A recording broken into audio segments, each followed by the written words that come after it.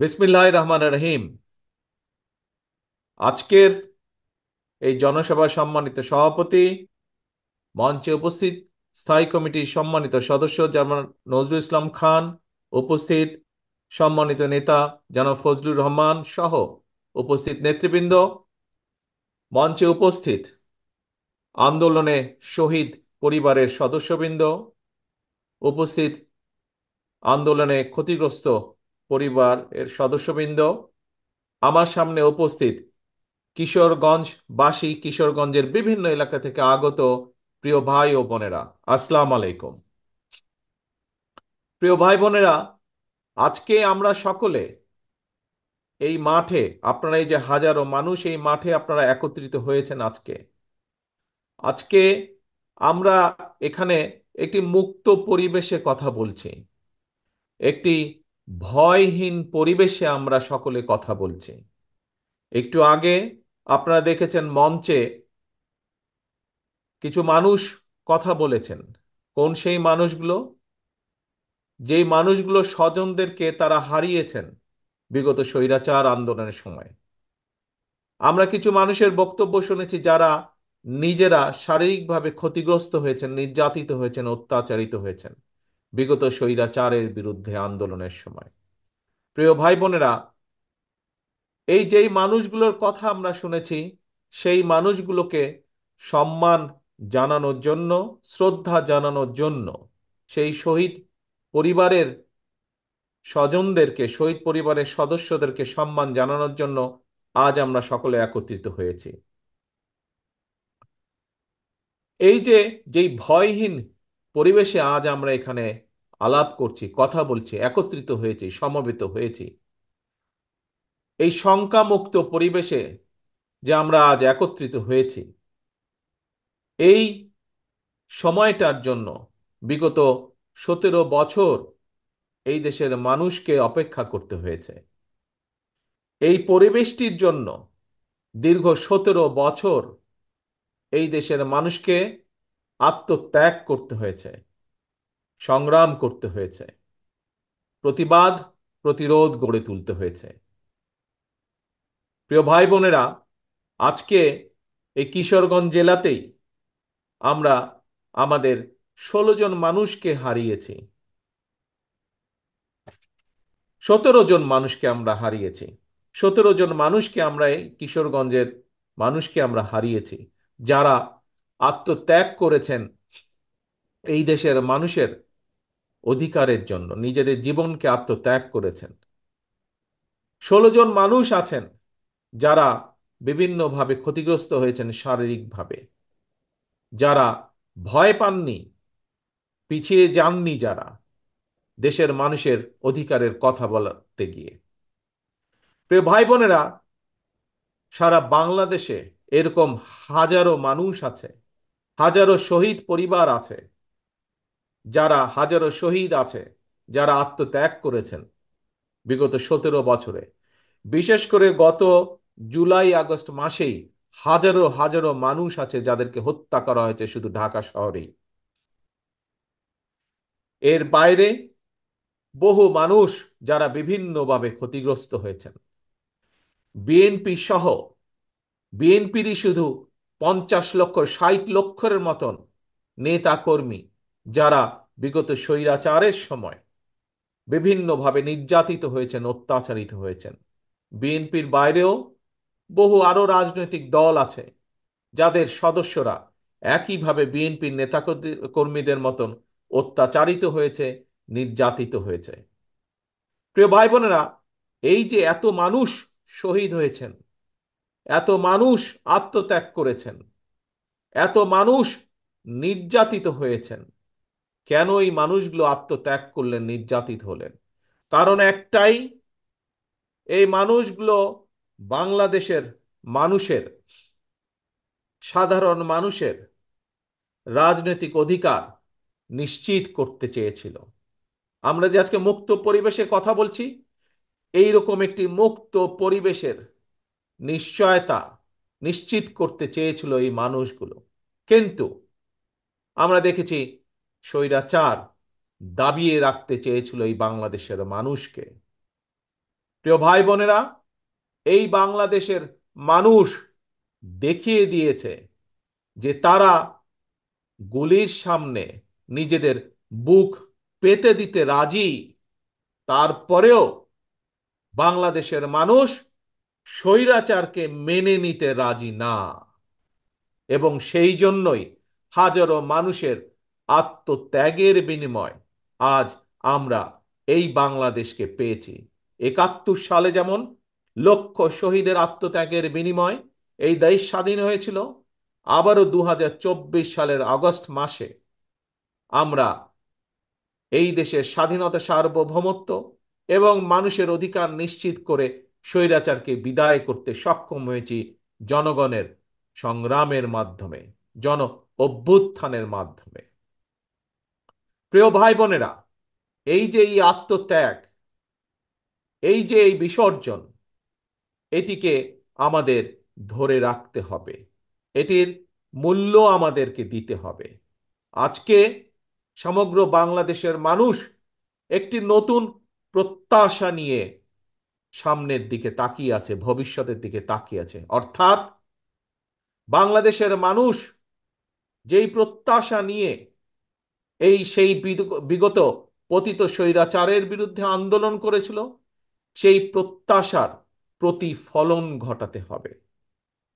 ১৯৭১ সালে যেভাবে মুক্তিযোদ্ধারা নিজেদের জীবন বিসর্জন দিয়েছিলেন, এটি সাম্যের বাংলাদেশ তৈরির জন্য, একটি মানবিক বাংলাদেশ তৈরির জন্য, যেই বাংলাদেশে মানুষ মুক্তভাবে কথা বলতে পারবে, যে বাংলাদেশে মানুষ তারা তাদের নিজেদের রাজনৈতিক অধিকার প্রয়োগ করতে পারবে, যে বাংলাদেশে মানুষ অর্থনৈতিকভাবে মুক্তি অর্জন করতে পারবে, সেই বাংলাদেশকে আমাদের গড়ে তুলতে হবে।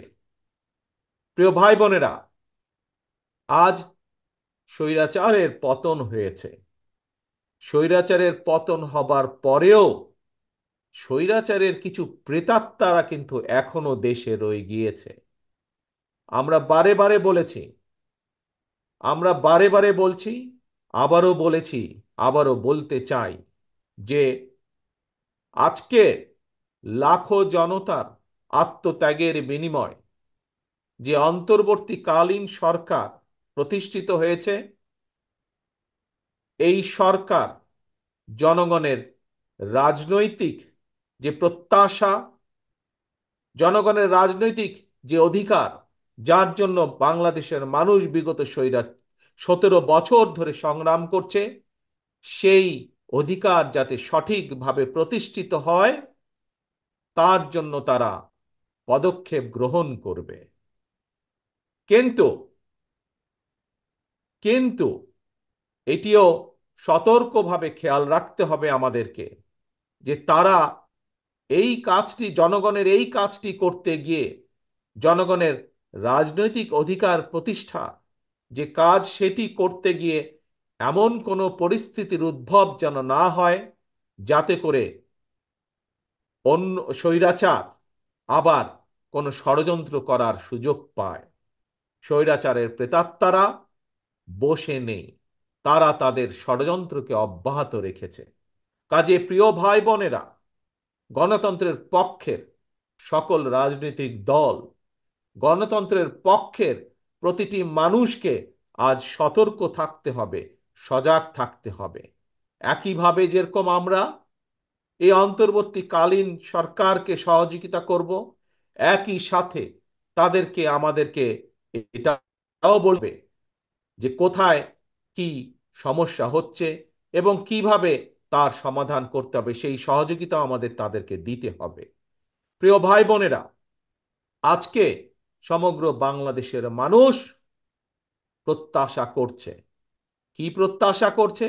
যে তাদের প্রিয় দল, বাংলাদেশ জাতীয়তাবাদী দল বিএনপি, ইনশাল্লাহ জনগণের সমর্থন নিয়ে আগামীতে সরকার গঠন করতে সক্ষম হলে বাংলাদেশের মানুষের প্রত্যাশার যেই বাংলাদেশ, সেই প্রত্যাশার বাংলাদেশ গড়ে তোলার কাজ করবে।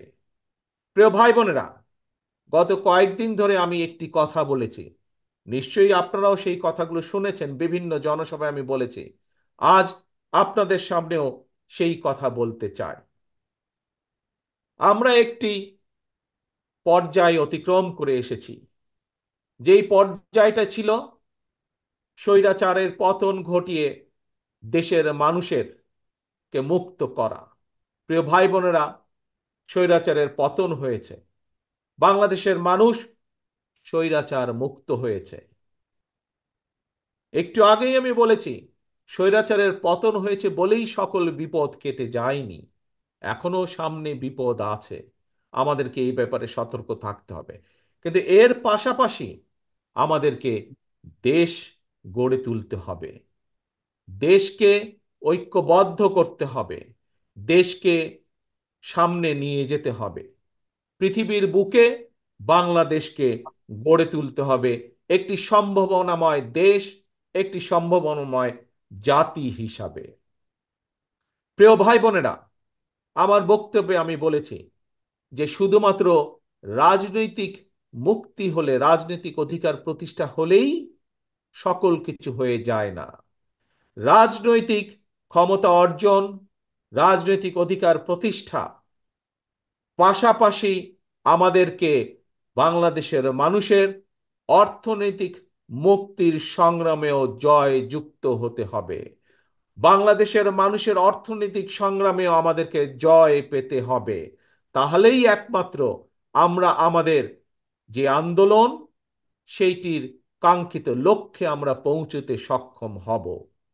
প্রিয় ভাই বোনেরা, বাংলাদেশ, আমি বিশ্বাস করি দৃঢ়ভাবে, আমার সাথে বাংলাদেশের বহু লক্ষ কোটি মানুষ বিশ্বাস করে, বিশেষ করে আজকের তরুণ প্রজন্মের যারা সদস্য, তারা সকলেই বিশ্বাস করেন কি, যে এই বাংলাদেশটি এবং বাংলাদেশের মানুষ একটি সম্ভাবনাময় জাতি।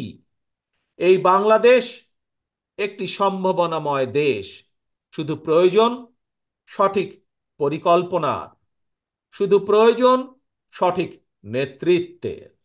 প্রিয় ভাই বোনেরা, যদি আমরা রাজনৈতিক ক্ষমতা অর্জনের মাধ্যমে আমরা যদি সঠিক মানুষগুলোর হাতে এই দেশ এবং জাতির নেতৃত্ব তুলে দিতে সক্ষম হই, এই দেশের মানুষকে যদি আমরা সুযোগ করে দিতে পারি যে কারা তাদের নেতৃত্ব দিবে, সেই দায়িত্ব যদি আমরা মানুষের হাতে তুলে দিতে পারি, আমি ব্যক্তিগতভাবে বিশ্বাস করি, তাহলে সেই দায়িত্বপ্রাপ্ত সঠিক ব্যক্তিবর্গ, সঠিক ব্যক্তিগণ এই জাতিকে সঠিকভাবে নেতৃত্ব দিতে পারবে। যেই নেতৃত্বের মাধ্যমে এই দেশের মানুষ একদিকে যেমন রাজনৈতিক অধিকার প্রতিষ্ঠিত করতে পারবে, একই সাথে অর্থনৈতিক মুক্তিও অর্জন করা সম্ভব সেই সঠিক ব্যক্তিদের নেতৃত্বের মাধ্যমে। প্রিয় ভাই বোনেরা, বাংলাদেশের প্রত্যেকটি, সমগ্র বাংলাদেশ যেমন একটি সম্ভাবনাময় দেশ, ঠিক একইভাবে আমি বিশ্বাস করি বাংলাদেশের প্রতিটি অঞ্চল, প্রতিটি জেলা একটি সম্ভাবনাময় এলাকা। আমরা আজ কিশোরগঞ্জে এই জনসভাটি অনুষ্ঠিত হচ্ছে আমাদের। আমরা যদি কিশোরগঞ্জে দেখি, আমার সামনে যত আপনারা হাজার হাজার যে মানুষ আজ এখানে উপস্থিত হয়েছেন, এই জনসভায় উপস্থিত হয়েছেন, প্রায় প্রত্যেকে আপনারা এখানে, হয়তো দু চারজন অন্য জেলার মানুষ থাকতে পারেন, কিন্তু অধিকাংশ মানুষ এখানে কিশোরগঞ্জ জেলার মানুষ। কিশোরগঞ্জ জেলার সম্পর্কে আমি, কিশোরগঞ্জ জেলা যে কিভাবে একটি বাংলাদেশের মধ্যে অন্যতম একটি সম্ভাবনাময় জেলা, আমি দু একটি কথা দিয়ে আপনাদের সামনে তুলে ধরতে চাই। প্রিয় ভাই বোনেরা, বোরো মৌসুমে আপনাদের এখানে প্রচুর ধান হয়। আপনারা কি জানেন, আপনারা কি জানেন যে এই যে হাওর এলাকায় বোরো মৌসুমে যে প্রচুর যে ধান হয়, আর বোরো মৌসুমে শুধু আপনারা যে ধান উৎপাদন করেন শুধুমাত্র কিশোরগঞ্জ জেলায়, সেটি সমগ্র বাংলাদেশের ভিতরে যে ধান উৎপাদিত হয় তার 16% ধান আপনারা উৎপাদিত করেন। তার মানে দেখুন কত সম্ভাবনাময় একটি জেলা। সমগ্র দেশের 16% ধান একটি অঞ্চলেই আপনারা উৎপাদিত করেন। যদি সঠিক পরিকল্পনা গ্রহণ করা সম্ভব হয়, সঠিক পরিকল্পনা গ্রহণ করা যায়, যদি এই ধান যেই কৃষক ভাইয়েরা উৎপাদন করছেন তাদেরকে যদি রাষ্ট্রের পক্ষ থেকে সঠিকভাবে সহযোগিতা প্রদান করা যায়, তাহলে এই 16%কে আমরা আরো বেশি, হয়তো 20% আমরা করতে সক্ষম, 25% আমরা করতে সক্ষম, কৃষকদেরকে সঠিকভাবে যদি সহযোগিতা করতে সক্ষম হই আমরা। প্রিয় ভাই বোনেরা, আসুন এবার কিশোরগঞ্জের আরেকটি সম্ভাবনার দিক আমরা দেখি। এখানকার যে অষ্টগ্রাম বলেন, ইটনা বলেন, মিঠাপুকুর বলেন, এই এলাকার যে বিশাল হাওর আছে, এই হাওরে বিভিন্ন প্রকারের মাছ উৎপাদিত হয়। এখানে বাংলাদেশের যে মিঠা পানির যে মাছের চাহিদা, এই মাছের চাহিদার বিশাল ভান্ডার হচ্ছে এই এলাকাটি। এখানে রুই বলেন, কাতল বলেন, বোয়াল বলেন, আইল বলেন, বিভিন্ন প্রজাতির মাছ এই হাওর এলাকা হয়। প্রিয় ভাই বোনেরা, বিদেশে এই মাছ কেন আমরা রফতানি করতে সক্ষম হব না? আজকে যদি আমাদের গার্মেন্ট শিল্পের পোশাক রফতানি করে যদি বাংলাদেশ কোটি কোটি বৈদেশিক মুদ্রা বছরে অর্জন করতে সক্ষম হয়, তাহলে কেন আমরা কোনোদিন, যদি আমরা সঠিকভাবে পরিকল্পনা গ্রহণ করতে সক্ষম হই, যদি আমরা মৎস্য চাষী যারা আছেন তাদেরকে যদি সঠিকভাবে রাষ্ট্রের পক্ষ থেকে সহযোগিতা দেওয়া যায়, তাহলে গার্মেন্টস শিল্পর মাধ্যমে যেমন বিশ্বে বাংলাদেশের একটি পরিচিতি, ঠিক একইভাবে মাছ রফতানি করেও আমরা বাংলাদেশে কে পরিচিত করে দিতে পারবো বিশ্বের দরবারে। প্রিয় ভাই বোনেরা, আমাদেরকে বিষয়টি এভাবে চিন্তা করতে হবে। আমরা যেমন বাংলাদেশের মানুষের মাছের চাহিদা পূরণ করতে সক্ষম হব, ঠিক একইভাবে আমরা আমাদের এই মাছ বিদেশেও রফতানি করতে সক্ষম হব, যার মাধ্যমে শুধু যে বৈদেশিক মুদ্রা অর্জিত হবে তা নয়, এই মাছ রফতানি যে বিভিন্ন প্রক্রিয়া আছে, এই প্রক্রিয়ার মাধ্যমে আমরা হাজারো লক্ষ ভাই বোনের কর্মসংস্থানের ব্যবস্থা আমরা করতে পারব। প্রিয় ভাই বোনেরা, এই কাজগুলো কে করতে পারবে? এই কাজগুলো তারাই করতে পারবে যারা জনগণ দ্বারা নির্বাচিত হবে এমন একটি সরকার করতে পারবে। কারণ সেই জনগণের সরকারের বাধ্যবাধকতা থাকবে জনগণের কাছে, জবাবদিহিতা থাকবে জনগণের কাছে। যেহেতু তাদের জবাবদিহিতা থাকবে জনগণের কাছে, সেই জন্য জনগণের অভাব অভিযোগ তাদেরকে দেখতে হবে, শুনতে হবে। সেই জন্য জনগণের সমস্যা তাদেরকে দেখতে হবে, জনগণের দুঃখ কষ্ট তাদেরকে দেখতে হবে।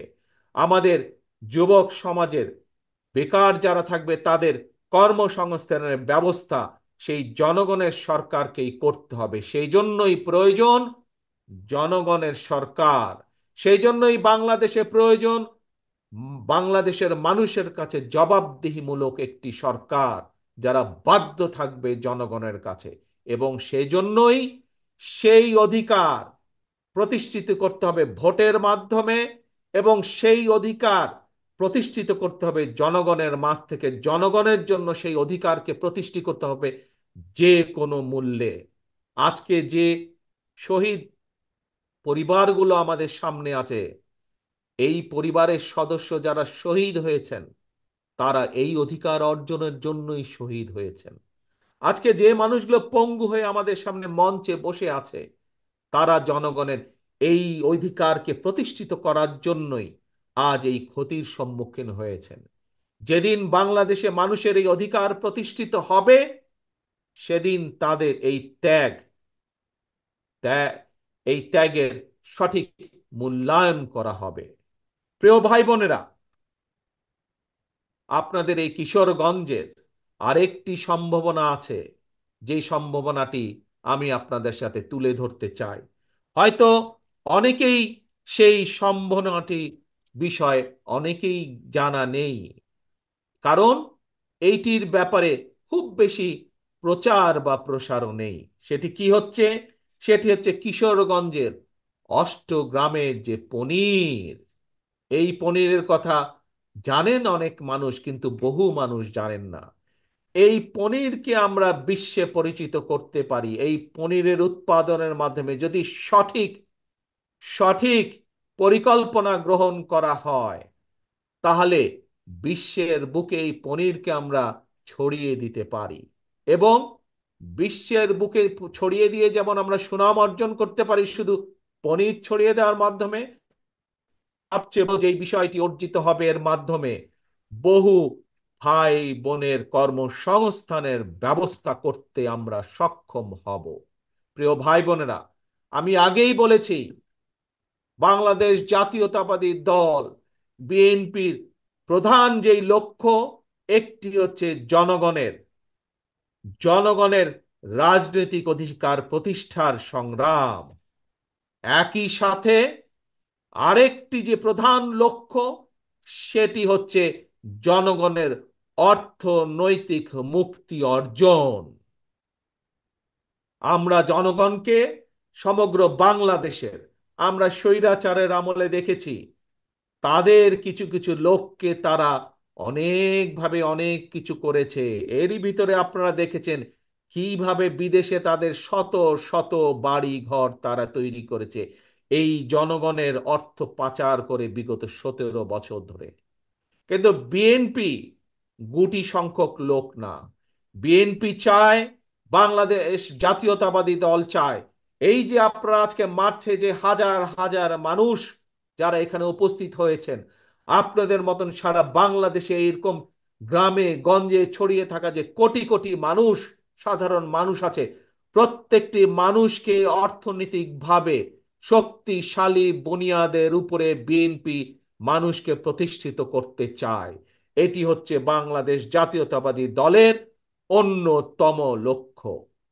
প্রিয় ভাই বোনেরা, এখন আপনাদের সামনে আমি আমার একটি ইচ্ছার কথা তুলে ধরতে চাই। একজন রাজনৈতিক কর্মী হিসাবে এইখানে মঞ্চে যেমন আমার বহু নেতৃবৃন্দ বসে আছেন, প্রত্যেকটি নেতৃবৃন্দ, প্রত্যেকটি কর্মী, রাজনৈতিক কর্মীর মনের মধ্যে কিন্তু একটি বাসনা থাকে, ইচ্ছা থাকে। কি সেটি? যে একজন রাজনৈতিক কর্মী হিসাবে যখন তার সামনে সুযোগ আসবে, সে তার এলাকার জন্য, সে তার এলাকার মানুষের জন্য কিছু কাজ করতে চায়। হয়তো কেউ কেউ তার সে যেই মাপের কর্মী বা যেই মাপের নেতা, সে সেভাবে চিন্তা করার চেষ্টা করে। কেউ চায় তার এলাকার, সে যদি সুযোগ পায় তাহলে তার এলাকার একটি রাস্তা সে তৈরি করবে। কেউ চায় সে যদি সুযোগ পায়, তার পক্ষে যদি সম্ভব হয়, এলাকার মানুষের সমস্যা হয়তো একটি ব্রিজ, সেই ব্রিজটি তৈরি করবে। কেউ চায় স্কুল স্থাপন করতে, কেউ চায় হাসপাতাল স্থাপন করতে এলাকার মানুষের জন্য। একজন রাজনৈতিক কর্মী হিসাবে, প্রিয় ভাই বোনেরা, আমিও একজন রাজনৈতিক কর্মী।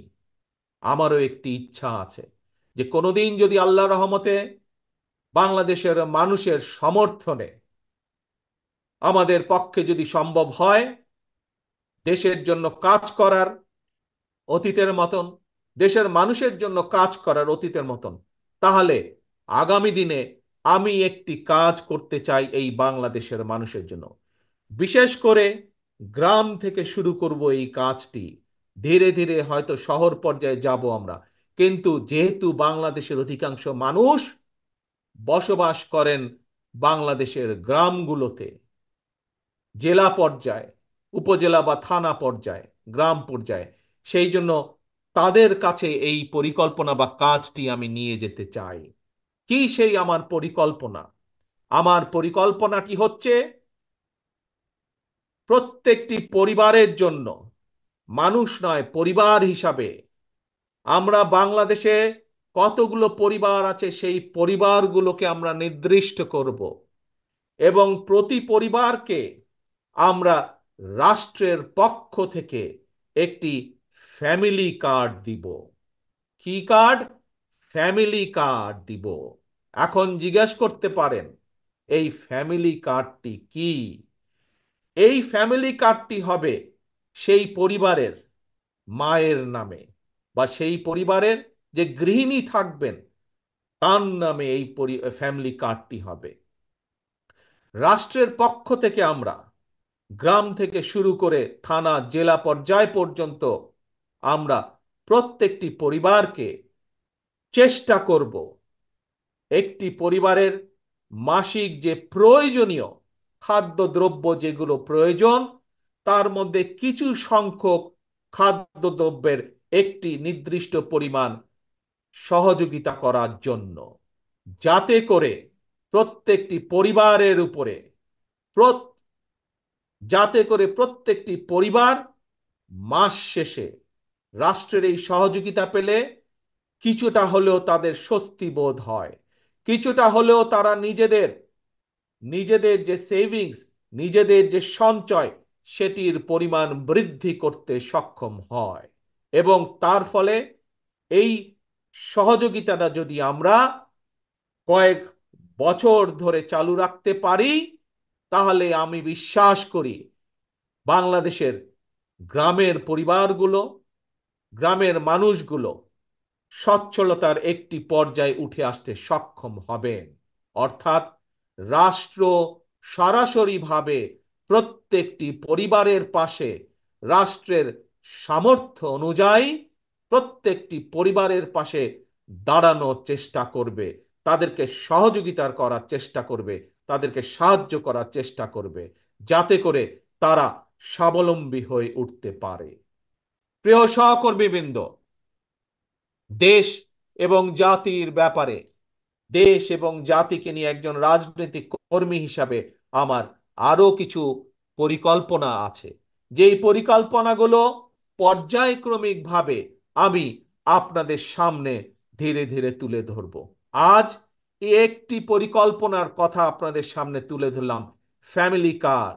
এবং এই কার্ডের, আমি আগেই বলেছি, এই কার্ডটি কার নামে হবে? এই কার্ডটি সেই পরিবারের গৃহিণী, চারজনের একটি পরিবার, রাষ্ট্রের পক্ষ থেকে সহযোগিতা প্রদান করা হবে। এবং এই ফ্যামিলি কার্ডটি হবে সেই পরিবারের মা বা সেই পরিবারের যে গৃহিণী থাকবেন তার নামে, যাতে করে আমরা যাতে করে আমরা বাংলাদেশের অর্ধেক অর্ধেক জনসংখ্যার অর্ধেক হচ্ছে নারী, যাতে করে আমরা নারীদের ক্ষমতায়ন বৃদ্ধি করতে পারি, যাতে করে স্বাবলম্বী করে গড়ে তুলতে পারি আমরা বাংলাদেশের মা বোনকে, সেটিও হবে তার অন্যতম একটি লক্ষ্য এই ফ্যামিলি কার্ডের। প্রিয় ভাই বোনেরা, আপনাদের সামনে আজ আমি যেই কথাগুলো তুলে ধরলাম, যেই কথাগুলো আপনাদের সামনে আমি বললাম, তার লক্ষ্য এবং উদ্দেশ্য একটি। কি সেই লক্ষ্য এবং উদ্দেশ্য? বাংলাদেশকে সামনে নিয়ে যাওয়া। আমরা বাংলাদেশের মানুষকে স্বাবলম্বীভাবে গড়ে তুলতে চাই অর্থনৈতিকভাবে। আমরা বাংলাদেশের মানুষের রাজনৈতিক অধিকারকে প্রতিষ্ঠিত করতে চাই। এবং এটিই হচ্ছে আমাদের লক্ষ্য, এটিই হচ্ছে আমাদের উদ্দেশ্য। কিন্তু এই লক্ষ্য এবং উদ্দেশ্যকে বাধাগ্রস্ত করার জন্য স্বৈরাচারের দোসররা এখনো তাদের ষড়যন্ত্রকে অব্যাহত রেখেছে। প্রিয় ভাই বোনেরা, আজ যেই শহীদদেরকে আমরা সম্মান দিয়েছি এখানে, সেই শহীদদের আত্মত্যাগকে যদি মূল্যায়ন করতে হয়, আজ যেই পঙ্গু ভাই বোনদের বা ক্ষতিগ্রস্ত আমাদের সহকর্মী ভাই বোনদেরকে যে আমরা এই যেই সম্মান দিয়েছি, তাদের সেই সম্মানকে যদি মূল্যায়ন করতে হয়, তাদের আত্মত্যাগকে যদি মূল্যায়ন করতে হয়, তাহলে আজ দল মত নির্বিশেষে আমাদের সকলকে ঐক্যবদ্ধ থাকতে হবে। ঐক্যবদ্ধ থাকতে হবে আমাদেরকে এই দেশের স্বার্থে, দেশের মানুষের স্বার্থে ঐক্যবদ্ধ থাকতে হবে। আমরা বিগত দিনে দেখেছি আমরা বিগত দিনে দেখেছি যে স্বৈরাচার সময় তারা ক্ষমতা ধরে রাখার জন্য তারা বিভিন্ন অপবাদ দিয়ে জাতিকে বিভক্ত করার চেষ্টা করেছিল। তারা, বাংলাদেশ জাতীয়তাবাদী দল বিভক্তি চায় না। আমরা চাই জাতিকে ঐক্যবদ্ধ করতে। আমরা চাই আমরা সকল দল মত নির্বিশেষে, বাংলাদেশে বিএনপি যেমন আছে, বাংলাদেশে অন্য আরো রাজনৈতিক দল আছে। আপনারা দেখেছেন কয়েকদিন আগে আপনারা দেখেছেন আমরা বলেছি দলের পক্ষ থেকে যে আমরা দলের পক্ষ থেকে 31 দফা একটি পরিকল্পনা বা কর্মসূচি আমরা ঘোষণা করেছি। এই 31 দফায় আমরা পরিষ্কারভাবে তুলে ধরেছি যে আমরা চাই আমরা সকলকে নিয়ে সরকার গঠন করতে। আমাদের সাথে বিশেষ করে আমাদের সাথে বিগত 17 বছরের স্বৈরাচার বিরোধী আন্দোলনের সময় যে সকল রাজনৈতিক দলগুলো আমাদের সাথে ছিলেন, যে সকল রাজনৈতিক দলের নেতৃবৃন্দ আমাদের সাথে ছিলেন এবং এখনো আছেন, আমরা চাই দল মত নির্বিশেষে সকলকে নিয়ে এই জাতি গঠন করতে, সকলকে নিয়ে এই দেশকে পুনর্গঠন করতে। প্রিয় ভাই বোনেরা, প্রিয় ভাই বোনেরা, দেশনেত্রী খালেদা জিয়া একটি কথা বলেছিলেন যে এই দেশের বাইরে দেশনেত্রী খালেদা জিয়ার কোনো ঠিকানা নেই। বাংলাদেশের বাইরে দেশনেত্রী খালেদা জিয়ার কোনো ঠিকানা নেই। দেশনেত্রীর খালেদা জিয়ার সন্তান হিসাবে আজ আপনাদের সামনে একইভাবে আমিও বলতে চাই, বাংলাদেশের বাইরে আমার কোনো ঠিকানা নেই। কাজেই এই দেশই আমার ঠিকানা, এই দেশই আমার প্রথম ঠিকানা, এই দেশই আমার শেষ ঠিকানা। কাজেই এই দেশকে জন্য আমরা, এই দেশের মানুষের ভালো কিছু করার জন্য আমাদের সকল প্রকার সকল প্রকার আমাদের সব সব রকম প্রচেষ্টা আমাদের থাকবে। প্রিয় ভাই বোনেরা, কাজেই এই দেশই আমাদের প্রথম, এই দেশই আমাদের শেষ বাংলাদেশ। আসুন আজকে আমরা এখানে সকলে মিলে প্রতিজ্ঞা গ্রহণ করি। কি সেই প্রতিজ্ঞা? যেই শত হাজার মানুষ আত্মত্যাগ করেছেন স্বৈরাচারকে বিদায়ের জন্য, যেই হাজারো মানুষ নিজেদের ক্ষতির সম্মুখীন হয়েও দমে যাননি স্বৈরাচারকে বিদায় করার জন্য, সেই মানুষগুলোকে সম্মাননা জানিয়ে, সেই মানুষগুলোর আত্মত্যাগকে মূল্যায়ন করে আমরা সকলে ঐক্যবদ্ধ থাকি।